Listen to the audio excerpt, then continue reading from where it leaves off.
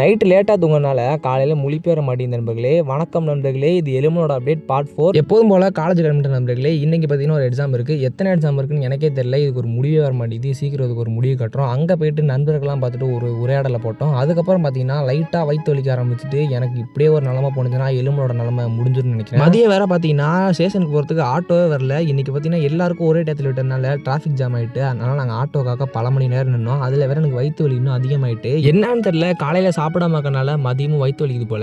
இப்படியே நிலமை போயிட்டு இருந்துச்சுன்னா இந்த எலும்பனோட கதை முடிஞ்சிருச்சு. அதனால பார்த்தீங்கன்னா இனிமேல் காலையும் மதியமுமே சாப்பிட்லான்னு இருக்கேன். ஜிம் விஷயத்துக்கு நான் அப்புறமேல் வரேன். மதியம் ரொம்ப பசனால வரப்பே ஒரு குஸ்கா வாங்கிட்டு நண்பர்களே. அப்படியே யூடியூப்ல வீடியோ பார்த்துட்டு குஸ்கா சாப்பிட்டேன் நண்பர்களே. சாப்பிட்டுட்டு மணி ஆகிட்டு ஆஃபீஸ்க்கு அப்படியே வந்துட்டு ஒரே கிளம்பிட்டேன். கிளம்பி ஆஃபீஸ்க்கு போகிற வழியில் நான் இது வரைக்கும் ஆஃபீஸ்க்கு போகிறப்ப இந்த மாதிரி வெயில் அடிச்சு நான் பார்த்ததே இல்லை. மூஞ்சிலேயே சுளிர்னு சூரியன் வந்துட்டு வாஸ்து கொடுத்தாரு. அதை அப்படியே தடுத்துக்கிட்டே ஆஃபீஸ் போயிட்டேன். அங்கே போனே எனக்கு வேலை கொடுக்குறான்னு 2 மாதம் லீவ் போட்டார். அதனால இப்போதைக்கு நான் வேறு அண்ணன்ட்ட வேலை பார்க்குறேன். அதாவது அவங்க எனக்கு ஒரு எடிட்லாம் சொல்லுவாங்க, அதெல்லாம் நான் பண்ணி கொடுக்கணும். இப்போதைக்கு வேறு அண்ணன்ட்ட ஒரு உரையாடலை போட்டேன். அதுக்கப்புறமா அப்படியே பொறுமையாக வீட்டுக்கு வந்துட்டேன் நண்பர்களே.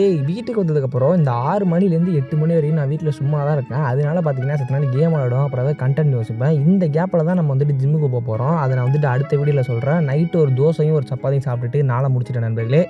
அடுத்த வீடியோவில் பார்ப்போம். டாட்டா, பை பை.